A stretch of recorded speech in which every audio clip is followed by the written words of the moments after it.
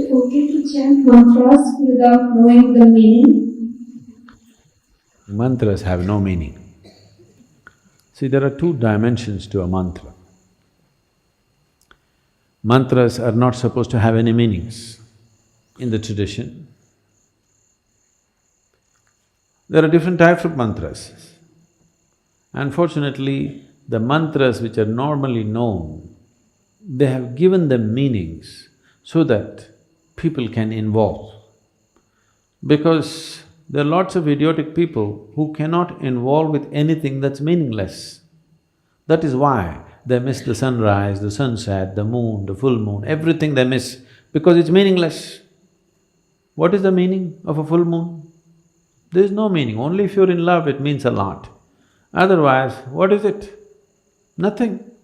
It's not meaningful means it is not useful. So, all the idiots on the planet will do only meaningful things.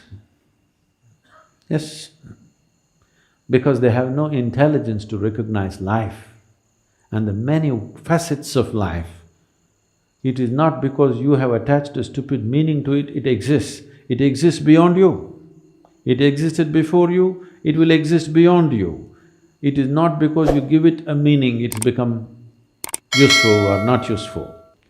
So the stupid in the world will do meaningful things. They may be intellectual, but life stupid, they have no life sense.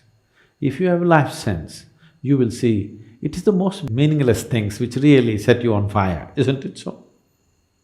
No? So they created two kinds of mantras. One larger set of mantras which have no meaning, just pure sound. You will see this in our music also. The Yaksha program happened just now and many of our people who are looking for meanings were thoroughly bored because they're doing alap for 40 minutes, Say something, say at least Shiva, Shambho, something. No, They're not getting the point because it's about the sound. Why sound so much more important than a word which is a meaning? Meanings are made up in human minds. Sound is the essence of creation. If you touch the sound, you're touching creation. If you touch a word, you're just going into the psychological structure of human beings. Psychological structure of human beings is essentially a certain kind of madness. We can enjoy it, we can use it, but essentially it's a certain kind of illusory setup. Sound is a fundamental aspect of creation. If you have mastery over sound, you have mastery over creation itself in a certain way, because creation is just a complex amalgamation of sounds. It's the blueprint of creation. But meanings are human things. You know, the same words mean different things in different languages, even in India. You know this. The same word means different things because it's all made up. The sound is not made up. Sound is part of the creation. Sound is part of the existence. Sound is part of making the creation happen. Right now, the whole creation is reverberating in a certain way. You cannot hear it, it doesn't matter. But the words and meanings are a human making. It is meaningful only as a conspiracy. When I say a conspiracy, do you hear what the cricket is saying? What is he saying? You don't know, but they're talking. They're also like you. Some of them are just making sound, just doing alap. Just sound, simply enjoying the sound. Enjoying the creation in one sense means enjoying the sound of it. If you don't have a keenness to listen, if you don't have a keenness to pay attention, you cannot enjoy any aspect of creation, actually. You will only enjoy psychological patterns in your head. So this is the reason why most human beings want to speak, most of the time they want to be talking. Not because they have something to say, because they have to find meaning.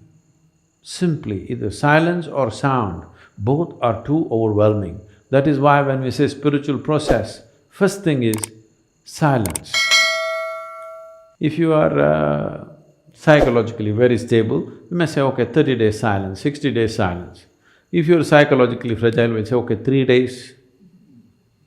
3 days also people go crazy, we'll say, okay, half a day silence, up to noon silence, after that you blabber. They usually make it up afternoon. Those of you who talk a lot, you know, meaning is meaningless. You can simply talk. A whole lot of people are experts, they can simply speak without any meaning. They have understood the importance of sound. They can go on talking without making any meaning. Now, if you were a bird, we would pardon you. If you were this one, we would be okay. Or if you're a musician, you would be okay to make meaningless sounds. If you're speaking, you're expected to make some meaning. So mantra is not to be spoken, it is to be chanted. Chanting means chant is of the sound, not of the meaning. Meaning is of speech, meaning is of the word, written word and spoken word. Meaning does not belong to a chant. A chant is simply a sound, a reverberation. So if you do not know the meaning, it's the best way to chant, if you ask me. Simply, absolutely involved with the sound and saying it. But first of all, what you are uttering, is it a mantra or is it a bhajan or is it a sankirtan? You must look at it. If it's a mantra, mantra means a pure sound, it need not have any meanings. You can give it whatever meaning you want to start with, because without meaning you cannot be involved. But once you know how to be involved, you should not give it any meaning. Om Namah Shivaya does not mean you go on imagining one man sitting there on top of a mountain with something happening around him. No. Initially, if that's the only way you can be involved, you can look at the Sivakasi picture. Okay? Once you know how to be involved with the sound, you get rid of the man. He's not needed, he's a disturbance. I'm telling people in Sanyama, they're chanting. Their question is, if Shiva comes, I'm calling so many times, if he comes, just ignore him. Because that's not the thing about mantra. The mantra is that you involve yourself in the sound because you yourself, your physical thing is a certain pattern of sound. Right now you're trying to make yourself into a different pattern of sound so that this sound becomes an access point to the larger sound which you call as the cosmos. A larger arrangement of sounds is cosmic in nature. Now, you use a certain key sounds in a particular arrangement, you know. In the safes, the locks are called a combination lock. So you have to just get it right for it to open. So mantra is a combination. You get the right combination right, it will open up a doorway into creation. It is not the meaning. Whatever meaning you give it, however high or low you think the meaning is a made-up thing. It's a psychological process. It has no existential meaning. No word has any existential meaning. Right now, whatever English words we're uttering doesn't mean anything to the trees. But if you can… actually these experiments have been done. If you sit here and sing beautifully, I cannot do that, but if you sit here and sing really properly, the tree is full of flower. It could be because of yaksha. Okay, the rains have aided it, but do not discount the power of the sound. Do not discount the power of the sound, it has influence on everything.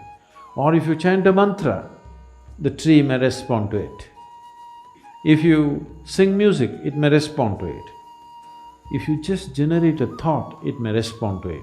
But if you speak, it will not respond. This is true with the tree, this is true with the divine.